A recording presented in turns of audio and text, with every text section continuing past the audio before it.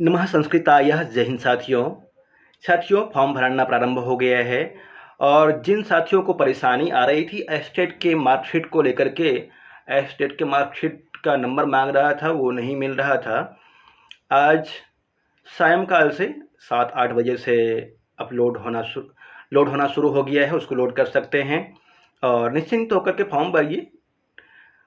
चिंता बिल्कुल नहीं करना है, सकारात्मक भावना रखना है मन में। 6 to 8 के अभ्यर्थी के द्वारा ये बार बार पूछा गया है कि क्या पाठ्यक्रम होगा। 9, 10th, 11, 12 के लिए संभावित पाठ्यक्रम प्लेलिस्ट में डाला है मैंने, आप वहाँ से देख सकते हैं। अलग से प्लेलिस्ट बनाया है बीपीएससी का, वहाँ देखेंगे। 6 to 8 के लिए भी अलग से प्लेलिस्ट बना दूंगा, उसमें आप पढ़ेंगे। और जो साथी विशेष रूप से तैयारी करना चाहते हैं वो जुड़ सकते हैं। आपके लिए भी एक बैच तैयार किया गया है 6 to 8 के लिए। क्या क्या पढ़ना है आपको, संभावित पाठ्यक्रम देखिए, ये मैंने नोट्स बनाया है, लिंक है ये, तो इसको देखिए।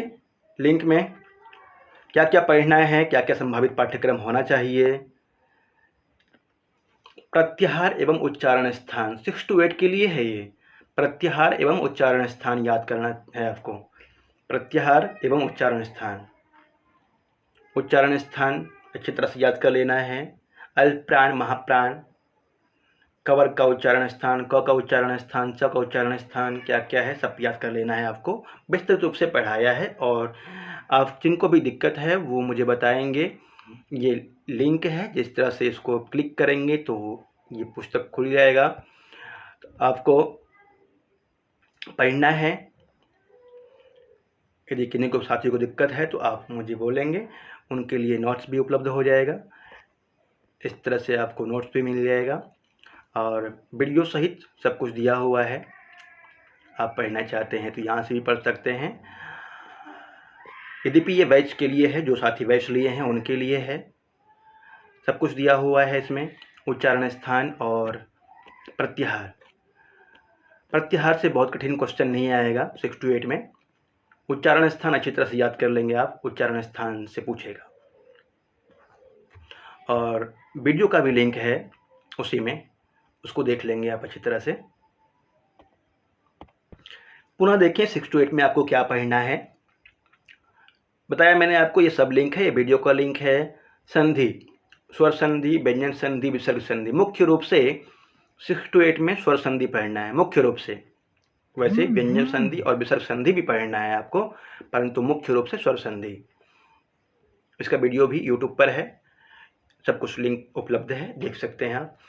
समास, समास का सामान्य परिचय पढ़ना है। समास गहराई से 6 to 8 में नहीं पढ़ना है, सामान्य परिचय पढ़ना है। 9, 10th में समास अच्छी तरह पढ़ना है आपको, 11, 12 में और 9, 10th में।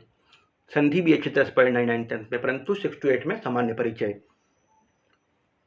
कारक, कारक पढ़ना है आपको।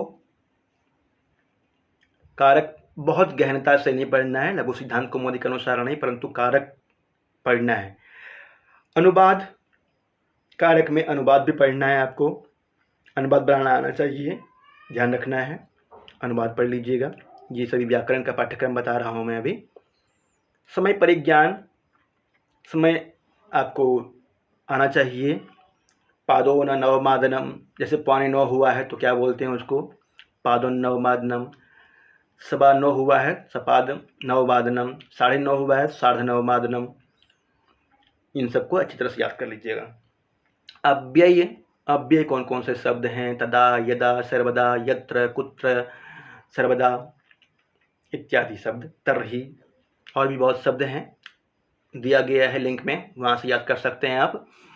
उपसर्ग संख्या, उपसर्ग, उपसर्ग याद करना है। उपसर्ग 22 होते हैं। प्र, प्रा, अप, सम, अनु, अब, निस, निर, दुस, दुर, वि, आंगनी, अधि, अपि, अति, सु, उत, अभि, प्रति, परि, उप, ये उपसर्ग हैं।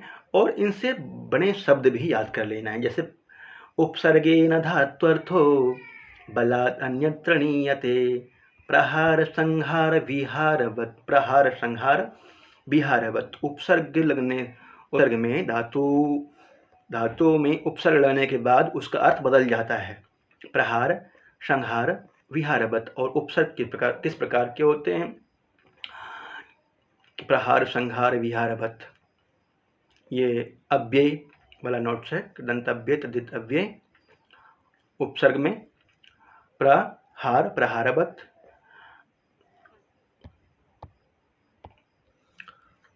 संख्या याद कर लेंगे अच्छी तरह से आप, संख्या वाला वीडियो भी डाल दिया है मैंने। संख्या विशेष रूप से जैसे 19 है, 18 है, ऐसे पूछ लेता है ना। अष्टादश, 19 को 3 बोलते हैं।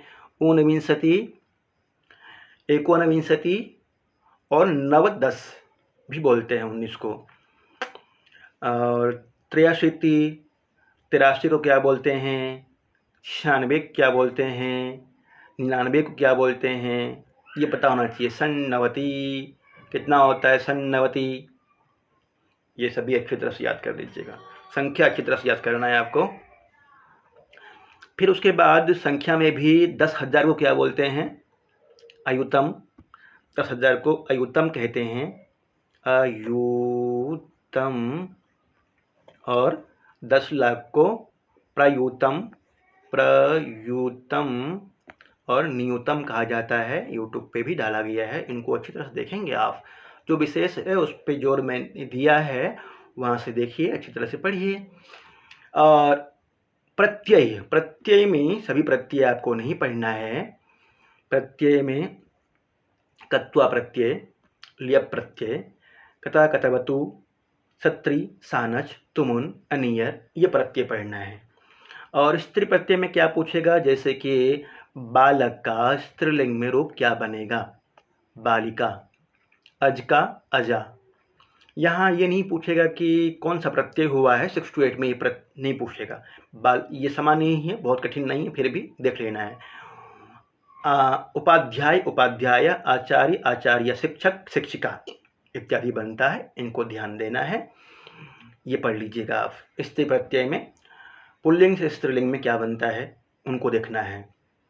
तत्वा प्रत्यय में जैसे पठित्वा, ल्यफ, संपठ्य, उपसृत्य, विलोक्य, कतः, पठितः, गतः, हसितः, चलितः, कतवतु, पठितवान, हसितवान, चलितवान, दृष्टवान, सत्री, गच्छन, हसन, पठन। सानच में बनता है मोदमानः। ये सत्री सानच प्रत्यय, सत्री लट लकार में सत्री सानच प्रत्यय होता है। सत्री प्रश्न परिधातुओं के साथ में होता है और सानच आत्मने परिधातुओं के साथ में होता है, ध्यान रखना है। सत्री सानच। तुमुन प्रत्यय, पठितुम, पठितुम, खादितुम। एक शब्द है कुर्बानः, कुर्बाना में कौन सा प्रत्यय होगा, सानच। कुर्बन भी बनता है, कुर्बन क्योंकि उभयपदी धातु है, कुर्बन क्रि धातु उभयपदी है, इसलिए कुर्बन भी बनेगा और कुर्बाना भी बनेगा। सानच लगेगा तो कुर्बाना और सत्र लग जाएगा तो कुर्बन। पठितुम, लिखितुम, कर्तुम तुमुन में, और अनियर में करणीयम, खादनीयम, दर्शनीयम, ये सभी बनेंगे, ध्यान रखना है। और अच्छी तरह से डाला गया है, कुछ यूट्यूब पर भी है और अलग से बैच में सब कुछ दे दिया गया है, वहाँ पढ़ेंगे आप और याद कीजिए। यदि पढ़ने में सक्षम है सब स्वयं याद कीजिए, सबसे अच्छा है। कहीं दिक्कत है तो पढ़ी आइए, जोड़िए। और 2 टाइम टेस्ट देना होगा आपको, टेस्ट लेता हूँ मैं, और टाइट पढ़ाई करनी है तो जुड़ सकते हैं, और नहीं तो आप स्वयं तैयारी कीजिए, सबसे अच्छा है। शब्द रूप में अस्मद, युष्मद, तद, यत, राम, लता, मातृ, पितृ, गुरु, मति, इतना शब्द रूप यदि याद कर लेते हैं आप तो परेशानी नहीं होनी चाहिए। इसके अलावा यदि और ज़्यादा कर सकते हैं तो बहुत अच्छा।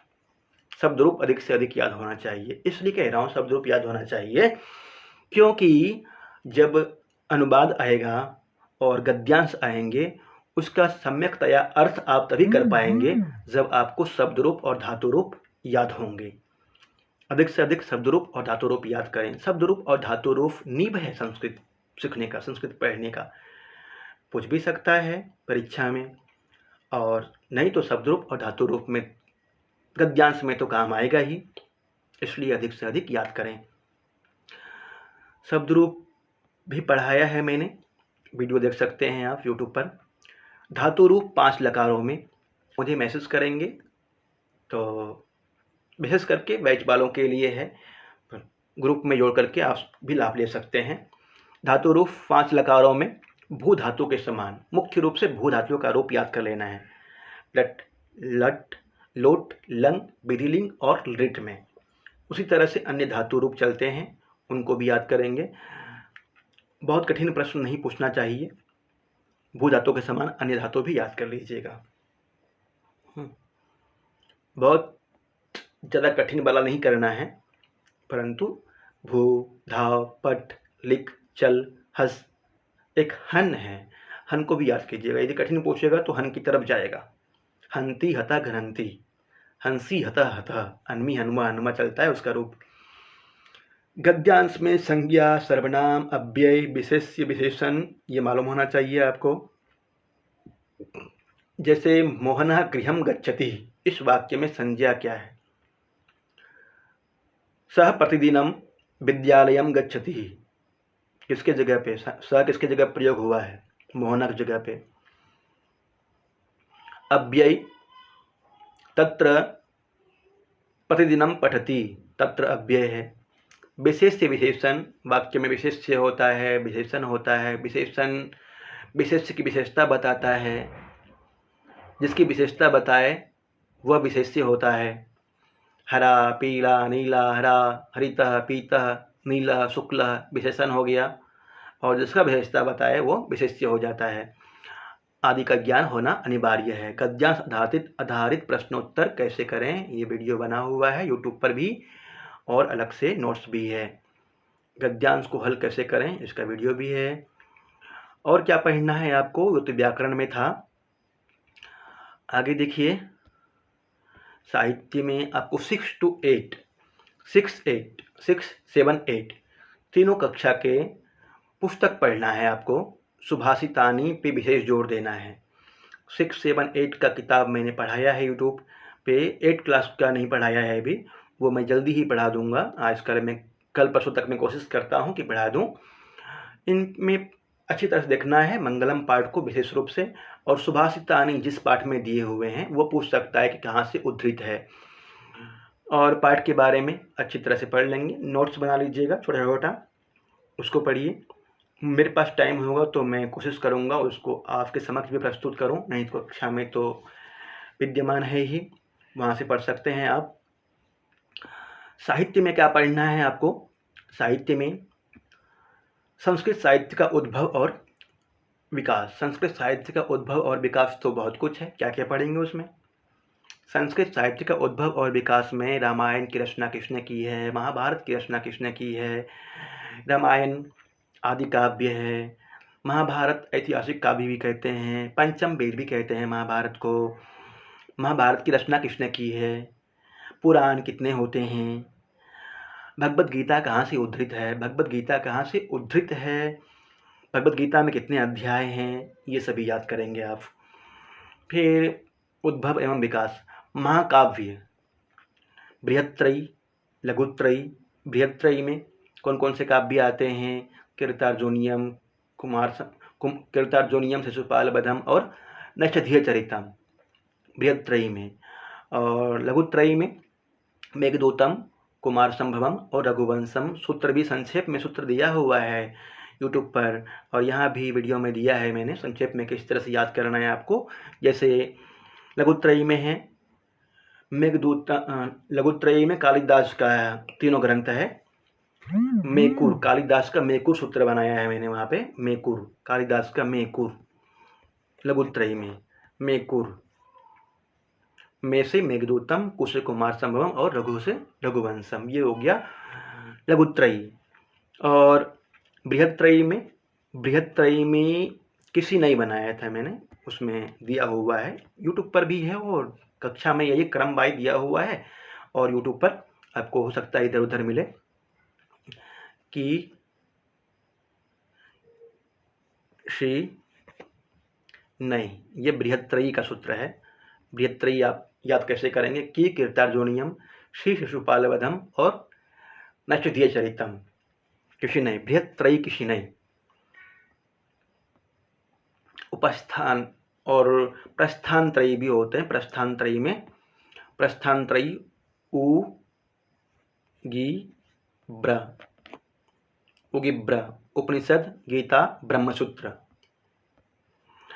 गद्य काव्य में कौन कौन से गद्य काव्य हैं? बाणभट्ट का गद्य काव्य है, हर्षचरितम आख्यायिका है, पद्य काव्य भी याद कर लेना है। ये भी वीडियो उपलब्ध है, नोट्स भी उपलब्ध है, याद कीजिए अधिक से अधिक। कवि, काव्य और लेखकों के नाम याद कर लेना है आपको अधिक से अधिक। किस काव्य में कितने सर्ग हैं ये भी याद होना चाहिए आपको। कुमार संभव में कितने सर्ग हैं? रघुवंशम में 19 सर्ग है, कुमार संभव में 17 सर्ग है, कीर्तादोनियम में 18 है, शिशुपाल वधम में 20 है और नैषधीय चरितम में 22 है। इसी तरह से बुद्ध चरितम में 28 है, परंतु संस्कृत में 14 ही उपलब्ध होते हैं और याद कर लेना है। वैदिक साहित्य का सामान्य परिचय, वैदिक साहित्य का सामान्य परिचय पढ़ना है आपको, बहुत गहराई से नहीं। वेद कितने होते हैं, वेद के कौन कौन से अंग हैं, वेदांग, वेदांग किस, मुखम व्याकरणम स्मृतम, छंदः पादो तो वेदस्य, मुखम व्याकरणम स्मृतम, शिक्षा ग्रहणम तो वेदस्य। ये 5-6 लाइन का है, उसको याद कर लेंगे। यूट्यूब पर वीडियो है और उसका लिंक यहाँ पे दिया गया है, यहाँ से भी लाभ ले सकते हैं आप। वैदिक दर्शन का सामान्य प्रवर्तक, दर्शन का सामान्य परिचय, उसमें सिर्फ आपको प्रवर्तक याद करना है। प्रवर्तक जैसे योग दर्शन के प्रवर्तक महर्षि पतंजलि, सांख्य दर्शन के कपिल, न्याय दर्शन के गौतम, वैशेषिक दर्शन के हो जाते हैं कणाद, और पूर्व मीमांसा के जैमिनी, उत्तर मीमांसा के बादरायन। ऐसे है वैदिक साहित्य का सामान्य परिचय, इसको याद कर लेंगे आप। वैदिक साहित्य का सामान्य परिचय आप यहाँ से भी पढ़ सकते हैं। वैदिक साहित्य का सामान्य परिचय वीडियो दिया गया है, आप फट से वीडियो खोल हम का खोल के स्ट्रॉन्ग टी थी खरीदेनी एकच रवा का करा अरे वैदिक साहित्य का सामान्य परिचय, दर्शन का सामान्य परिचय में आपको इतना याद करना है। ये 6 to 8 के लिए पाठ्यक्रम था, बहुत विस्तृत नहीं बनाया है मैंने, पर इतना आपको पढ़ना चाहिए। इतना पढ़ लेंगे, बहुत कुछ नहीं है। पढ़ना शुरू करेंगे तो 10 दिन में। और जो नए साथी हैं उन्हें दिनचर्या बना करके पढ़ना है, किस समय क्या पढ़ना चाहिए, ये अपना दिनचर्या बनाएंगे आप। यदि आपको अपना दिनचर्या अपने अनुसार बनाए हैं, बहुत अच्छा। नहीं बनाए हैं तो मैंने दिनचर्या बनाया है, उसको भेज दूंगा, वहाँ से देख सकते हैं आप किस समय क्या पढ़ना चाहिए, उसके अनुसार पढ़ेंगे तो 1 महीना बहुत कम नहीं है और बहुत ज़्यादा भी नहीं है, ये मान के चलिए। यदि आप लगातार पढ़ते हैं 12 से 15 घंटा यदि पढ़ रहे हैं, 15 घंटा नहीं तो 10 से 12 घंटा यदि पढ़ रहे हैं तो 1 महीना बहुत ज़्यादा यदि नहीं है तो बहुत कम भी नहीं है। उन साथियों के लिए थोड़ा कम पड़ सकता है जो बिल्कुल नए हैं, जो बिल्कुल संस्कृत में नए हैं, और उन साथियों के लिए बहुत ज़्यादा समय है 1 महीना जो पहले से पढ़े हैं। तो लग जाइए, आपकी सफलता निश्चित है। शुभकामनाएं सबको। कोशिश करूँगा अधिक से अधिक पढ़ाऊँ आपको। 2-3 दिन से मैं नहीं आ पाया था आपके समक्ष। कक्षाएं चल रही निरंतर, परंतु यूट्यूब पे नहीं डाल पाया था कुछ। देखिए, और कोशिश रहेगा कि अधिक से अधिक आपको उपलब्ध करवाऊँ। लाइक कीजिए, कमेंट्स कीजिए, शेयर कीजिए।